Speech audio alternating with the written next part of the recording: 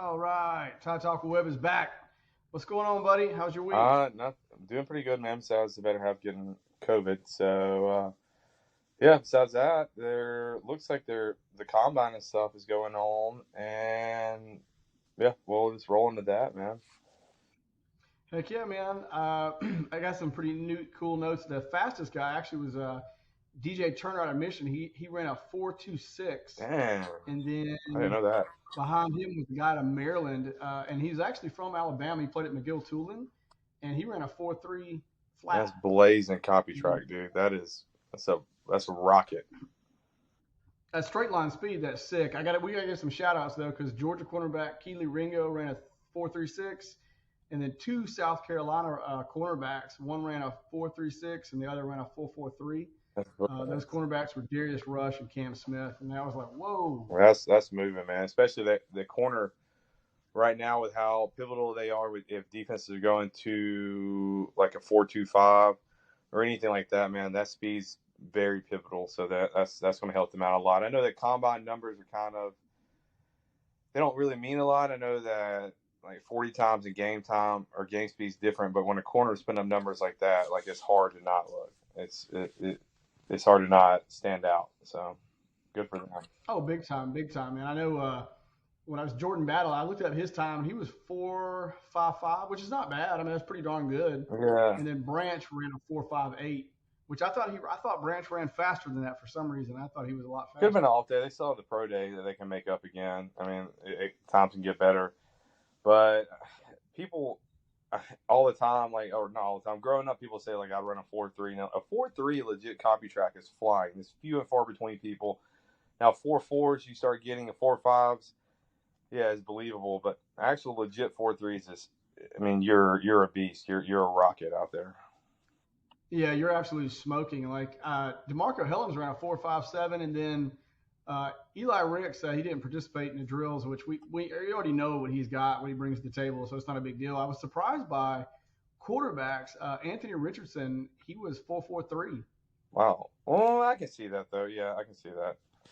I mean, he's And sneaky to see. I was actually surprised by running backs because Texas A&M's Devin Atchie ran a 4.32, Yeah. and right behind him was Jameer Gibbs. He ran a 4.36. So those are the two fastest in the combine as far as running backs I go. knew that he was fast, man. Him like I just didn't think that fast. I mean, that's once you get to the second level, you're going to the end zone. There unless you have just a heck of an angle on you, you're not getting called. Well, I think both guys in today's NFL, if they get picked up, I'm sure they'll get picked up late first, maybe early second for sure. But I mean, they're the prototypical backs for the NFL. They're super fast. They both can catch out of the backfield, make guys miss. If they get past the linebackers, I mean, it's a foot race to the end zone. Oh, definitely. That did nothing but improve their draft stock, man. So I'm pretty stoked about that. But you know, it's something interesting. I was looking at today. Or yesterday. I was kind of bored and looking at some of the outgoing Bama players. You know, you got Jordan Battle, you've got D'Amico Hellams, you've got DJ Dale, Byron Young, Toa Toa, Emil Akior. You got Tyler Steen and Cameron Latu, which that's a lot of guys to replace, especially defensive back starters that were just like, Yes. ooh. I think next fall we're going to see a lot of guys we've never heard of, don't know who they are. Potentially, there can be a lot of freshmen on this team on defense. A lot. Yeah, Kool-Aid's gonna have to step it up. I mean, that's kind of he's gonna have to be the voice in the secondary.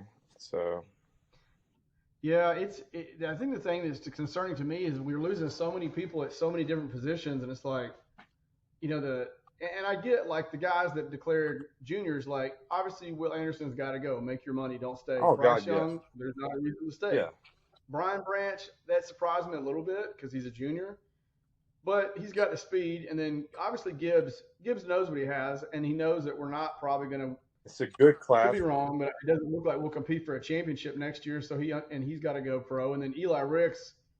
Eli Ricks he's a little bit of an anomaly to Yeah, me because like he didn't play a no, I lot. mean he All the stuff we have at Alabama about him is he didn't know the playbook. He didn't study the playbook. So it's kind of like, dude, you're going to the pros. You're going to have to study the playbook. There's no ifs, ands, or Yeah, I buts. mean he has the physical attributes. Ricks does. It kind of perplexed me. Back to Gibbs, that this is a good. draft class for Gibbs to get in. I mean, it's not a very running back rich, to my knowledge, class. So get it while you can. Like you said, Anderson's definitely got to go. I can't blame him at all. Yeah. Like make your money, dude. Yeah, but Eli Rickson is. I know Saban has people that come in that tell you that not they're pretty spot on and accurate where you're going to be drafted, like what round, and I don't know, man. It blows my mind some people leaving early. It's if you're going to be drafted in the 5th or 6th round, come back and take a chance for it, and at least up your stock to the 2nd or 3rd round. Take a chance. Honestly, if you're third and below, there's no reason to not try to come back, because if you're third and below, there's no money there. No. I mean, it's still decent money, but you're not guaranteed anything. Like No. there's no guaranteed money when you're drafted in those rounds. You're guaranteed a spot to go to mini camps. After that, it's on you. Yeah. Another thing I was interested, I was looking at all the guys that transferred, and like I said, you've got wide receivers Aaron Anderson, who never saw the field. You got Christian Leary, who he kind of saw the field, but he was small and he just never seemed to kind of catch his wind. You got offensive lineman Mary Knight, another wide receiver JoJo Earl, Tommy Brockmeyer. You got wide receiver Trayshawn Holden, defensive back Kyrie Jackson, offensive lineman Javad Cohen, which really surprised me because he was starting a lot. Offensive lineman Tanner Bowles, and the running back Trey Sanders, which didn't surprise me. I mean, he's already graduated, go play somewhere else. He's been playing. He had an unfortunate series of events of injuries, but man, you look at just those names in there, and you're just like, geez, I mean, all those guys had a lot of playing time, and it's like Holden, especially at wide receiver, you see 3 of them leave, and it's like, okay, that there is no alpha dog, there is no NFL wide receiver right now that we know of. That whole field is wide open. Yeah. I mean, that just doesn't make any sense to me why they let those guys left. Unless they were nervous about our offensive coordinator, now he's gone, or they're worried about who's going to replace Bryce. I don't know. The Holden one got me, man. I don't know why he dipped out. Yeah. If you have any insight, let me know. But yeah, it's just got to be. I feel that O'Brien that kind of ran a lot of people off to me, just because it was almost like a Mike Shula type offense, even though he is an NFL head coach and I was the coordinator. Like his offense was just bland to me. It didn't. It had no direction. It was just like, well, we're going to throw this at the wall and see what sticks today. Yes, that's exactly how I felt. Yeah. It was, and also like he may have coughed up a few more losses if he didn't have Bryce Young, to be honest. No, Bryce bailed him out, but it also kind of falls on our defense too. Like we covered last week or last time we did this. When you're scoring 35 points and you're not winning games, I mean, it's kind of demoralizing. And you got to be able to stop somebody, and that's one thing where I think the new guy will, or it's not new really, but I think Steele gets a little bit of a pass at least his first year. But when you have 4 years and you have those kind of athletes and your numbers are going down, and I know a lot of people made the argument, well, Saban loved him and he won a championship. And I'm like, I could have been defensive coordinator with those athletes, yes, and won. Like it wouldn't have. Yeah. Yeah, it was. Yeah, it was just one of those things that on defense. I mean, he had to go. Like I'm not giving all of our losses and tough times last year to O'Brien because it wasn't fair to him. Really, it was on defense. And you look at, like we said last time, you take out the 4 or 5 dump games we had every year, and we weren't even top 20 or 24 in the country in total defense. And obviously, it's not going to win you games, and you're going to play a lot of tough, close games. And so hopefully Steele and some of those other guys get in there and rectify it. And hopefully, like I said, with Pruitt lingering in the background as an analyst, and then from what we've heard, and then Charlie Strong, we're going to have something just because nobody's afraid to play Bama. Nobody in the country, not even Division II, like great Division II teams are even afraid to play Bama, or even lower tier like Division I's, like was it Georgia State and stuff like that. They're not afraid to play them. They're like, we'll run up some points on them. No big deal. Yeah, no. So did they let as everything came out with Pruitt? I mean, as SEC finalized, I haven't been able to find anything more about Pruitt. I've been digging and digging and digging, and I think he's going to be there in some capacity, even if it's unofficial. Yeah. Um, but and that's what all the sources keep saying, and they're just going to wait for because apparently they still haven't. The NCAA is still just sitting with their thumb up their behind and really haven't made a choice. They haven't really done anything. And my thing is, it's not like Tennessee won a championship or won an SEC championship and he was cheating. They were just, excuse my language, they were dog shit bad. And all that stuff is legal now. You can, I mean, if you got big boosters, you can pay anybody anything. It doesn't matter. Yes. Yeah. You can pay. I mean, I could go in if you had a son and pay you off to get your son to go there. It doesn't. Yeah. It's not even a thing anymore. Well, it was So like the whole I Reggie don't. Bush I thing. don't understand what this holdup is about it. Yeah, I mean, it was like when Bush was how he got his Heisman stripped from him, and now everything he did was legal. It's sorry, I got to take a sip of my Coke, but yeah, I think they're going to drop the hammer and have a show clause for him to be able to. But I mean, I'm glad Hugh Freeze is back. I mean, it's going to help Auburn out a lot. But it's no different than what Hugh Freeze was calling prostitutes, not prostitutes, but ladies of the night. But Yeah.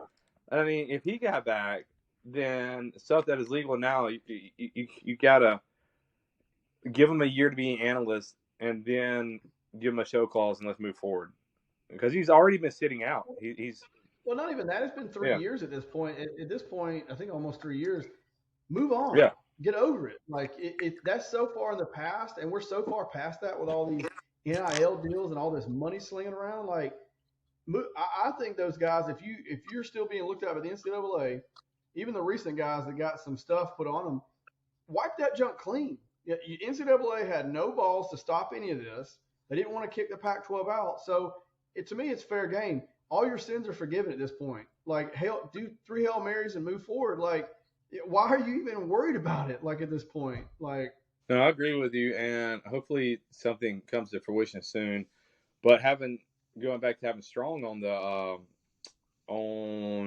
the staff just as an analyst is good. He was on that staff in 2020. And, I mean, his pedigree, I know at South Florida went down, but, I mean, Louisville head coach, Texas head coach, South Florida head coach, the Jags, I believe, the defensive coordinator. No, it was Miami. He went to the Jags analyst, and he went to Miami. I mean, his pedigree is awesome. Having him on staff just to help Steele just bounce ideas off is going to be, I believe, pretty good. Well, I think it's going to be great. I mean, the guy, if you look at when he was defensive coordinator at places he was top 10 usually every year. I mean, he anchored some great defenses as a DC. He was great. Maybe as a head coach, he struggled in some areas and stuff, which there's a lot of great defensive coordinators and offensive coordinators that get to be a head coach and they struggle. Yes. There's a lot. But when he was a defensive coordinator, that was his only job. He was dominant. I mean, you can't argue. It kind of reminds me of Will Muschamp. I mean, awesome linebacker coach, awesome defensive coordinator, trash head coach. So. Yeah, and one thing I will say that a lot of people don't examine about Muschamp is if you look at his history and all the best defenses he ever had at the schools he was at, who did he follow? Who did he follow? I don't know. Gene Chizik. True. Actually, really true. Yes. Yeah. I mean, a lot of people don't give Chizik credit, but all those defenses that he had, everybody's like, "Oh, Muschamp's so amazing." It's like those were all Chizik's players. Those were all his built defenses. No, and he did. And a lot of people. That's one guy I will say that never has gotten his due in the SEC as far as a DC is Chizik. Yeah, well, Chizik's living the dream right now, just being an analyst, not having any pressure, and just floating around. I would never coach again if I was him. I would just keep doing what I'm doing. Oh, if I had coached like 15 years and I got a cush spot over at ESPN Network, or not ESPN, but the SEC Network, I would never leave. I'd be like, nah, I'm good. Yeah, no, there's zero pressure on my life. I mean, zero anything. And they're making good money. I mean, you could do that cradle to grave. I mean, it doesn't matter. Like. Yes. But, yeah, I believe Strong's going to be a solid addition. And then the gentleman from Liberty, the linebacker coach, the inside linebacker coach, we just need something. We need a spark. Hopefully he brings that enthusiasm. I know they don't make Reuben Foster's every day. Like, they don't. I know they don't make C.J. Mosley's, Hightowers, any of that. But we need that. We need somebody in the middle that's just there as a presence and nobody that's all teams are afraid of. And hopefully he brings some kind of fire, rejuvenates that again. Yeah, well, not only that, we've got to bring the fear factor back. We've got to bring the people who are actually nervous and afraid to play Bama, and we haven't had that for, I would say, probably 5 years, to be honest with you. I mean, Yeah. in all honesty. And so that's something we've got to, one, bring back. And one thing I'd like to see, too, is, I like Robert Golding. I think Pete Golding was a good guy. I don't think he was the right fit for Bama. Now, me personally, the next 3 years, we'll see how good Pete Golding is. If he's got less talent playing in the West, I mean, I know if I was betting what I would bet's going to happen, but I don't want to put anything out there. I think he's a hard worker. He's a great guy. I think he's a great recruiter. He wasn't the best fit for Bama. He's gonna make his stats were not improving, and I think his defenses were way too exotic. Just all this weirdness and all this complication. I think we just need to scale it down and just go bust heads like we used to. Just scale it. Don't make it so complicated. No, yeah. Like, just scale it down a little bit. I agree. I mean, I completely agree with you. I get hiding your coverages on the backside, but I think he's going to be a good fit at Ole Miss. I really do. I think him and Lane's going to get along. He's a youthful recruiter. He can recruit, and I think it's going to be a good fit for him at Ole Miss, especially with the whole SEC going to just the 3 teams. And so basically East and West are just gone. And it's going to be a good fit for him. One thing that did a lot of people were giving Saban, I saw about, was he was complaining because, every year we're going to have Tennessee, we're going to have LSU and Auburn. And some teams don't even get a good team. Yes. Like, some of them don't even, it's just like, and I get it what he's saying, because it's like, wait, everybody gets 2 good ones in a dump. Why are we getting, like, yeah, really? And I agree with the Auburn and Tennessee. That should be it. But the LSU, I'm thinking, it feels like just because he was a coach at both that they just kind of got slotted in. Now, I know as of recent, they have been our rival, air quote, but I wish we could have just had somebody else, just something. I mean, well, even if we Mississippi State, even like say if we cut Tennessee, I'm fine with that. Like, who cares? Cut Tennessee, they're in the East, whatever. Like, that's fine. Or cut LSU, or something, because we did kind of get, shafted a little bit on that deal, and that's why I agree with him. Like, if he was just whining to whine, I get it, but it's kind of like, why do we got to play 3 top 20 teams when everybody else has got 2 decent ones and a turd? Yes. It's kind of. Yeah, hopefully it'll play out. I just want to see. It's going to be interesting to have Oklahoma and Texas in. I mean, that's going to be great. I mean, the revenue is going to go sky high through the ceiling, but there's going to be no conference that can compete with us. I just want to see how they handle the championship and how that goes about, how that's broken down.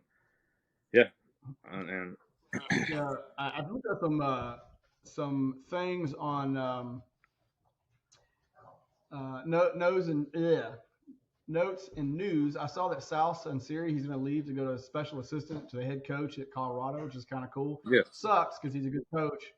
And I saw where obviously we talked about Charlie Strong, but I looked up some analytics. I think it was Roll Bama Rolls where I got some of the stuff they broke down about Tommy Rees. Mm-hmm. And let's go through some games, man. When Notre Dame played Ohio State, they lost 26-21, which seems okay on paper.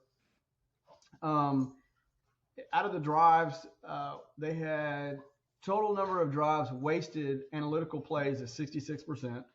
Total successful drives, and I'm including missed field goals in here as a success since the offense did well enough to get in scoring range, was only 22%. Successful drives when wasting second and third down was 0.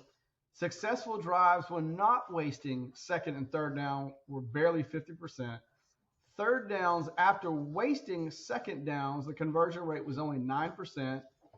Third down overall in the game, we converted 23%. It's not bad. I mean, that's pretty rough. Yeah. Well, this is what's even scarier. I took the next game they played was Marshall. They actually lost. The Notre Dame lost to Marshall. Keep this in mind. The total number of drives wasted 58%. Total successful drives, and I'm including missed field goals in this one again, was 33%. Successful drives when wasting second and third down was, again, 0. Successful drives when not wasting second and third down was better. It was 80%, so it was good. They're also playing Marshall. Third down when wasting second down was only 27%, and third down overall was only 31%. Oh, I mean, it's gonna have to. Those numbers gonna have to be bumped up. And it's not the athletes, because I mean, Notre Dame has the athletes, especially on offense. Well, let's be honest though, Notre Dame, because of their recruiting standards and their academics, they're kind of like Stanford. They can't recruit what an SEC team can recruit. Like even Arkansas, they just can't. Sure. So they are. It's like Vanderbilt. They're behind the 8 ball a little bit. That's true. Yeah, but now they choose to stay there. Yeah. I said they choose to stay there, though. I mean, they won't lax anything, which I respect that, but it also is a double-edged sword for them as well. Oh, you're right. You're right. I mean, it's and like you said, they choose to stay there, so it's kind of it's like the same thing. They can complain about legitimacy, and you don't want to join a conference. Well, give me alligator tears because you're the one not wanting to join a conference, you know? Yeah. The only time you have every sport but football is in the ACC, I believe. And football is the only one that sits independent, if I'm not mistaken. Yeah, so that's kind of when you. But Saban has to see something in him, man, to bring him in as OC. I mean, he has to see something. It could be he sees that Doug Nussmeier, that McElwain, just that hidden gem that everybody's just overlooking, giving no credit. And he sees something in him. So, I mean, it could just be. I will say this: in the past, even when it was Brian Daboll or say it was McElwain, or even the Grubbs guy I got excited about, you could see the improvement, right? It was like year to year, or if he was a quarterback's coach, or you could see that improvement. And I guess the thing that's so scary for me is there's really no track record of this guy, and what we have is very, very limited and not good. Mm-hmm. But like you said, we need to trust the process, give him 2 years, see what he's got to work with, and then try to go from there and see how it improves. I mean, if you can't do nothing to Alabama with the current athletes, like I can't help you. After 2 years, I can't help you. Yeah, especially when you get one of your own recruiting cycles in where this is the offense we're running and this is the type of athletes we're going to go and get, and especially with the portal just being as wide open as it is, it's free agency. So you should just be able to plug and play a little bit, not a lot, not your whole entire roster. But, yeah, I mean, it's definitely going to help with that and to try to help to see what kind of offense he's going with. But I'm just interested to see who's going to be the quarterback next year. I mean, is it going to be Milroe? Is that who he's going to roll out with and go with? Or I don't know. Well, I don't think anybody's – I'm going to just be honest. I don't think regardless of how anybody plays at A-Day, we're going to know at A-Day. I think it's going to be like usual. I think it's going to come down to the first game of the season, and it's going to literally come down to who we see walking on that field first set of downs, because I think he's going to test them all the way up to the end. I mean, a lot of people are saying, they're outgoing at Bama, that Ty Simpson has one hell of an arm and accuracy. Other people say that Dylan Longerhorn's got the arm and he's got the speed. He runs a 4.5, 4.6, something like that. And other cats are like, nah, Milroe's really improved. And, so I don't know. I mean, we've got quarterbacks there. Expect one or two to hit the transfer portal late in the year. But, a lot of people think it's going to be Milroe. I don't know. I just know that Milroe, from what we've seen, his accuracy is behind Jalen Hurts when Jalen Hurts came to Alabama. I know that. Yes, no, and I do agree. But with Hurts, over the time that he was at Alabama, especially when Tua took a spot. Granted, they had Dan Enos, who is a great quarterback coach that helped him out and helped progress his throwing ability before he went to Oklahoma. He was kind of like it was like Milroe. And hopefully Milroe can adapt, man, because he's quick. He's just not very I wouldn't feel comfortable with him being the starting quarterback. But then again, I'm not Saban, so that's not anything for me to figure out. And we're not seeing day in and day out decision making and now everything off the field about the guy and everything about work ethic. There's no issues with that kid. Nothing. Oh, I can believe it. I mean, you You know, can just it's look just, at him, tell that he's a hard worker. I mean, it's how his body's shaped, and yeah, there's nothing lazy it seems about him. Just I mean, he's got good posture, good body language. It's all there. So yes, sir. Well, anyway, man, I'm gonna get off here and get ready for work, man. Glad we came on, and we'll try to definitely do this again middle of the week or later on during the all week. right, brother. Have a good night. All right, All right, bye. you too. Bye.